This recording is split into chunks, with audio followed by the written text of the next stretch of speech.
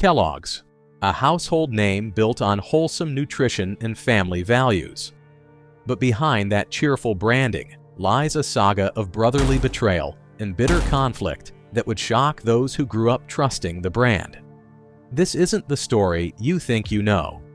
It's not about harmonious siblings building a business together.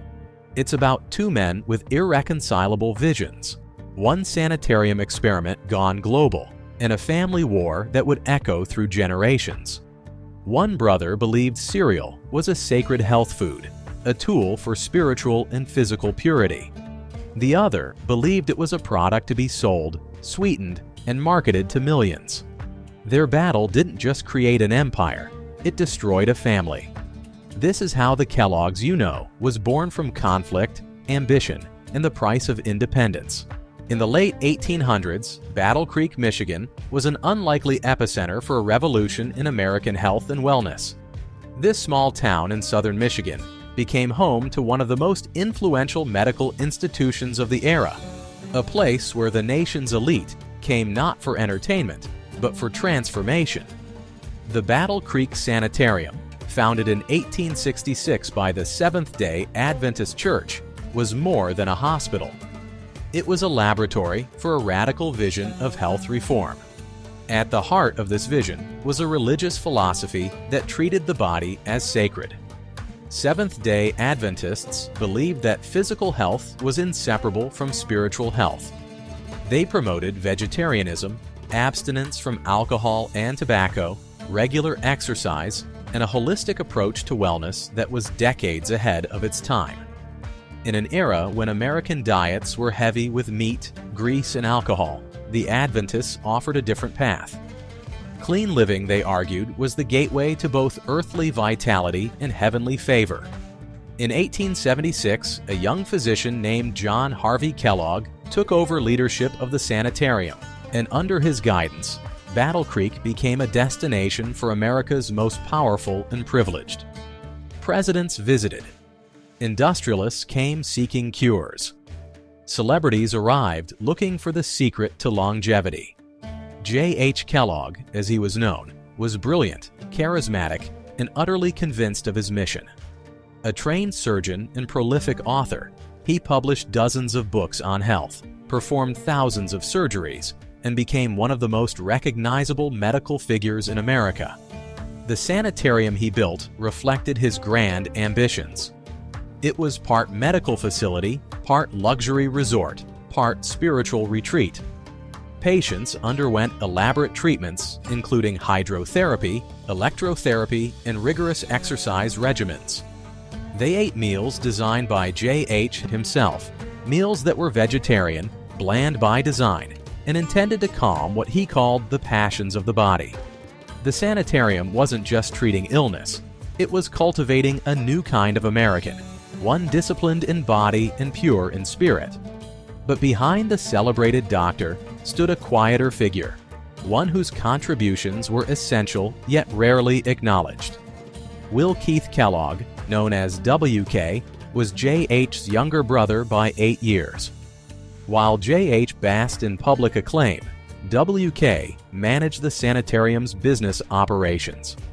He handled the accounts, supervised the staff, managed inventory, and ensured the institution ran smoothly. It was unglamorous work, and W.K. received little credit for it. The relationship between the brothers was complicated from the start. J.H. was the visionary, the public face, the genius. W.K. was the administrator, the man behind the scenes, the one who made his brother's grand ideas actually function. J.H. had the medical degree and the fame. W.K. had a grade school education and a growing sense of resentment. For years, he worked in his brother's shadow, essential but invisible. Yet it was in the sanitarium's experimental kitchen where both brothers would find their shared legacy. J.H. was obsessed with creating new foods that aligned with his health principles. He needed meals that were nutritious, easily digestible, and palatable enough to keep wealthy patients satisfied. Traditional breakfasts of the era, heavy eggs and fatty meats, violated everything the sanitarium stood for. So J.H. experimented relentlessly with grains, searching for alternatives. WK assisted in these experiments, working alongside his brother to develop new grain-based foods. They tested different cooking methods, different grains, different preparations. They created early versions of granola. They experimented with bread recipes. They were searching for something revolutionary, though they didn't yet know what form it would take. In 1894, in that experimental kitchen, the Kellogg brothers stumbled upon an invention that would change breakfast forever. But the discovery that should have united them would ultimately tear them apart. In 1894, after a long day at the sanitarium, the Kellogg brothers made a discovery that was equal parts accident and persistence. They had been boiling wheat as part of their ongoing experiments with grain-based foods. That particular batch was left sitting overnight, something that normally would have meant starting over. But WK, ever practical and perhaps curious, suggested they not waste the grain. They passed the tempered wheat through rollers, expecting a sheet of dough. What emerged instead were thin, crispy flakes. The brothers baked the flakes and served them to patients. The response was immediate and enthusiastic. The crispy, light texture was unlike anything the patients had experienced. It was digestible, it was novel, and most importantly, it was delicious in a way that aligned with the sanitarium's bland dietary principles. The Kellogg brothers had stumbled onto something revolutionary. They refined the process, experimenting with different grains. Wheat worked, but corn produced even better results. Corn flakes had a superior crunch, a more appealing golden color, and a taste that was mild yet satisfying. By the late 1890s, the Kellogg brothers had perfected their invention, and patients were asking to take boxes home with them. In 1897, the brothers formed the Sanitas Food Company to produce and sell their grain products, including the flakes that had become so popular. It seemed like a natural partnership. J.H. provided the medical credibility in the sanitarium connection. W.K. handled the business operations just as he always had. But even in those early days, cracks were forming in their collaboration. J.H. saw the flakes as a health food, a therapeutic tool for his patients and those seeking wellness. He believed they should remain pure, unsweetened, and marketed primarily to those committed to health reform. The flakes were part of his larger mission to transform American health through discipline and proper living. W.K. saw something different. He saw a product with mass market potential. He understood that most Americans weren't interested in bland health food, no matter how nutritious. They wanted taste. They wanted convenience. W.K. proposed adding sugar to the flakes to make them more appealing to the general public. J.H. refused. Sugar, he argued, was a stimulant, an unnecessary indulgence that violated the principles of pure living. To sweeten the flakes would be to corrupt them, to betray the very health mission the sanitarium represented. The disagreement was more than a business dispute. It was a fundamental clash of worldviews. J.H. was a true believer, a man who saw food as a moral issue. W.K. was a pragmatist who saw an opportunity to build something beyond his brother's shadow. What began as a brotherly partnership over boiled wheat was about to become one of American business history's most bitter family feuds. W.K. Kellogg was done living in his brother's shadow. In 1906, W.K. Kellogg did the unthinkable. He defied his brother. At age 46, after more than 2 decades of working in J.H.'s shadow, W.K. walked away from the sanitarium and founded his own company, the Battle Creek Toasted Corn Flake Company. It was an act of rebellion that would shatter their relationship forever.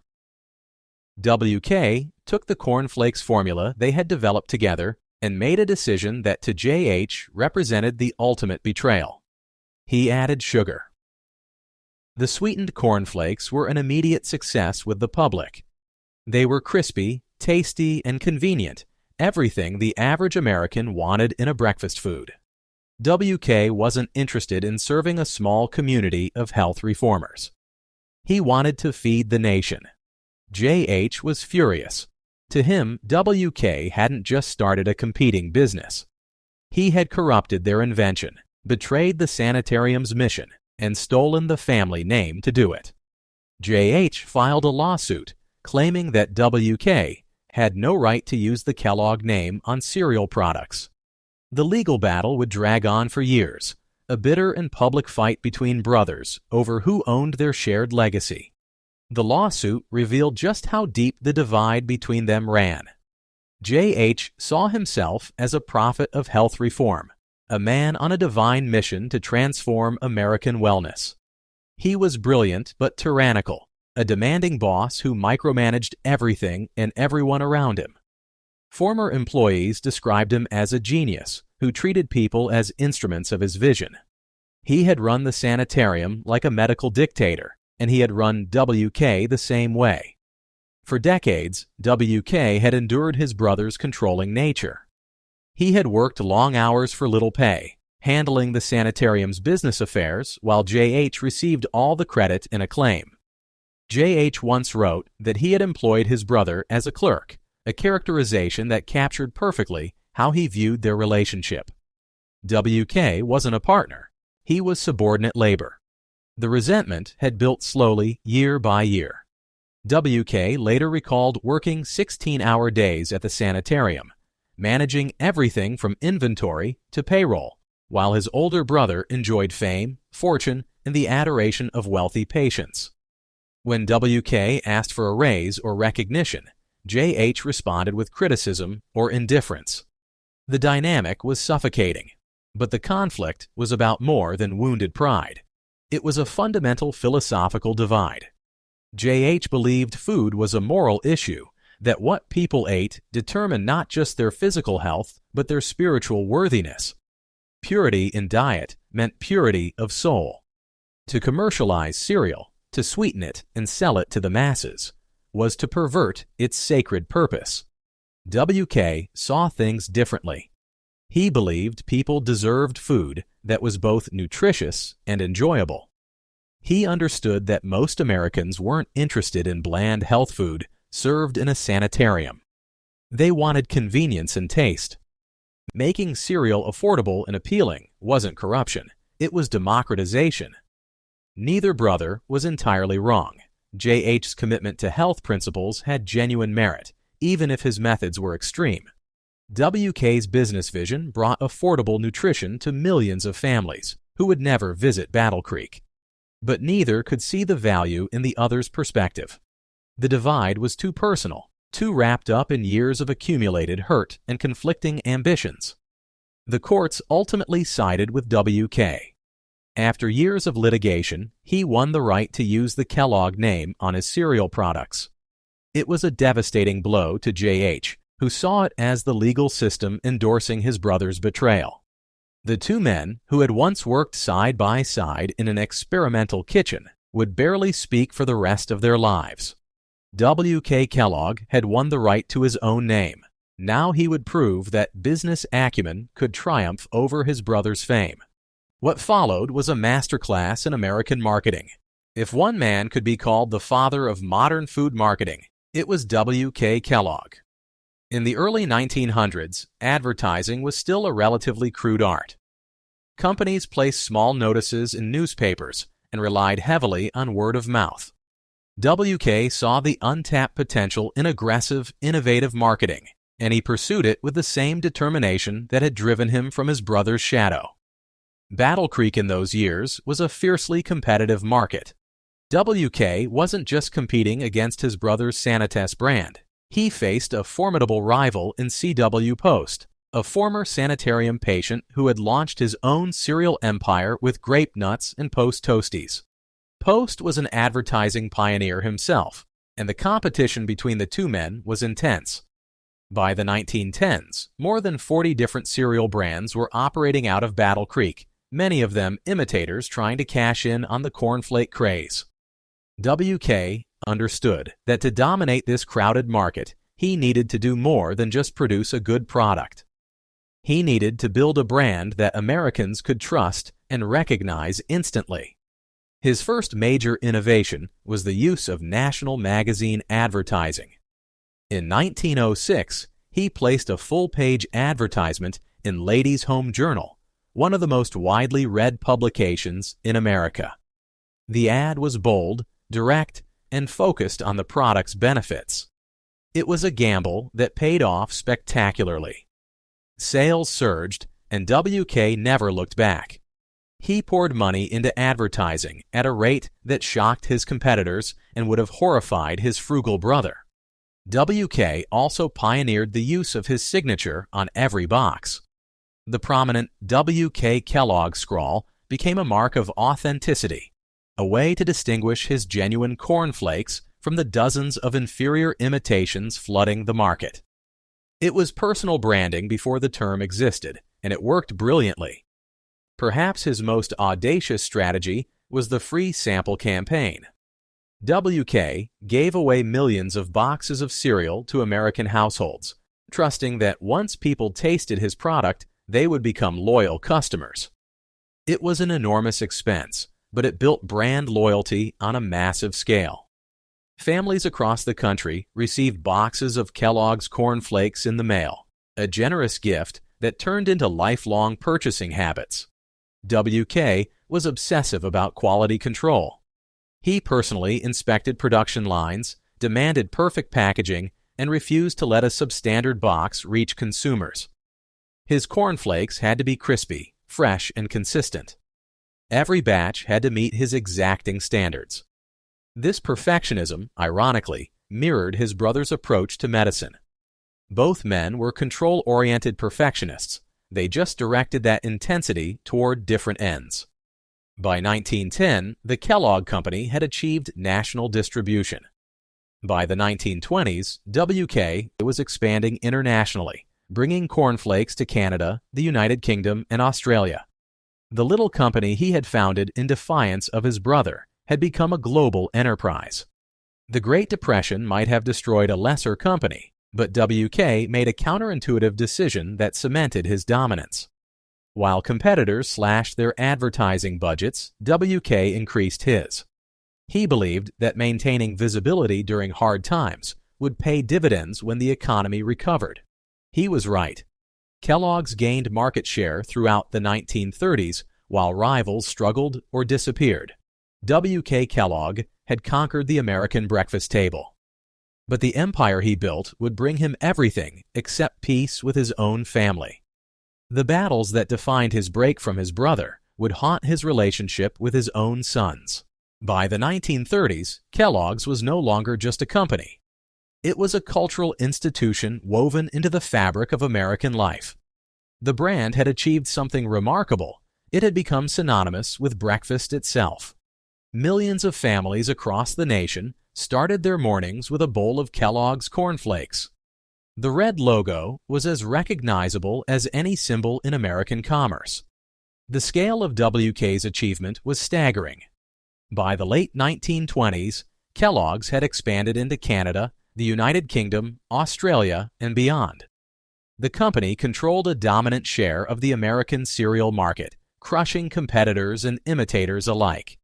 In 1928, WK introduced Rice Krispies, a product that would become another iconic American brand, complete with its own mascots and cultural footprint. Innovation continued, diversification expanded, and the empire grew year after year. Yet the man who fed the world couldn't find peace at his own table. WK had brought his sons into the business, hoping to build a family dynasty. John Leonard Kellogg Jr. and Carl Kellogg both worked in the company, learning the business from their demanding father. But the pattern that had destroyed WK's relationship with his brother was about to repeat itself with his own children. WK was a controlling patriarch. He micromanaged every aspect of the company, just as JH had once micromanaged him. He second-guessed his sons' decisions, overruled their initiatives, and refused to cede meaningful authority. John Leonard, in particular, clashed with his father repeatedly. The son wanted autonomy, a chance to prove himself and shape the company's future. WK couldn't let go. The irony was lost on him. WK had spent decades resenting his brother's tyrannical control, had literally sued for the right to his own independence, and had built an empire on the principle that he deserved to run his own life. Yet when it came to his own sons, he became the very thing he had fled. He was J.H. in a business suit, demanding obedience and offering little trust or freedom. The conflicts escalated. W.K. fired John Leonard multiple times, only to rehire him when the company needed his skills. The pattern of dismissal and reluctant reinstatement created a toxic dynamic. Carl faced similar struggles, though the details of his conflicts with his father were quieter, no less painful. Both sons felt trapped between duty to the family business and the suffocating weight of their father's control.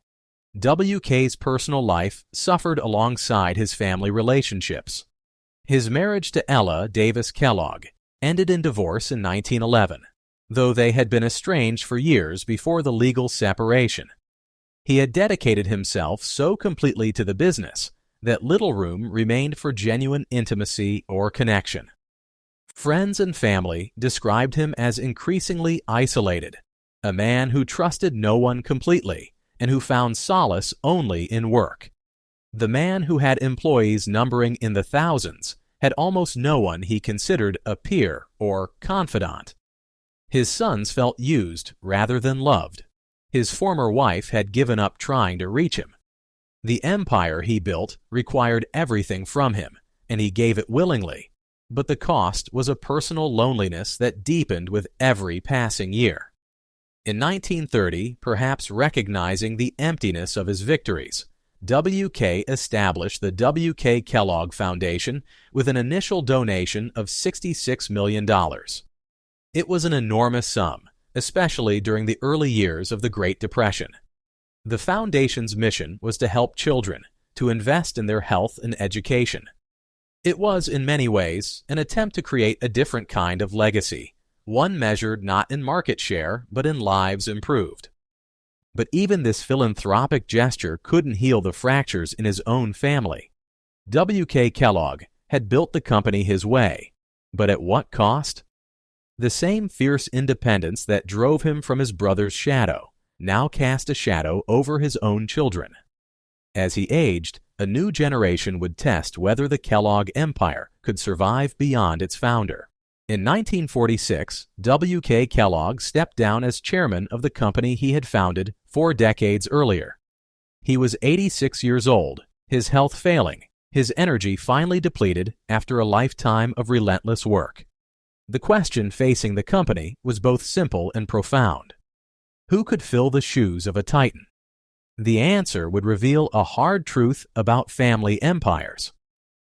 W.K.'s sons attempted to lead the company after his departure, but the transition was never smooth.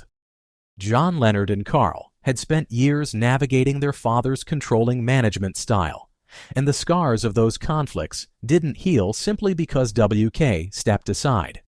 The brothers brought their own visions to the company, but they also brought the weight of a complicated legacy. Professional managers began to play increasingly important roles in company operations, a shift that signaled the beginning of the end for pure family control. W.K. Kellogg died on October 6, 1951, at the age of 91.